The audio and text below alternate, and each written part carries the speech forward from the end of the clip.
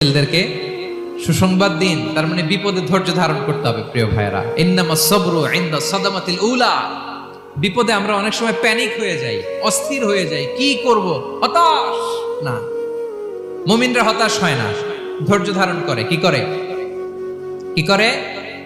ধৈর্য ধারণ করার শক্তি দাও গো মেহেরবান আমায়, দাও গো মেহেরবান। পড়েন, ধৈর্য ধারণ করার শক্তি দাও গো মেহেরবান আমায়, দাও গো মেহেরবান। সবাই বলুন একসাথে, ধৈর্য ধারণ করার শক্তি দাও গো মেহেরবান আমায়, দাও গো মেহেরবান।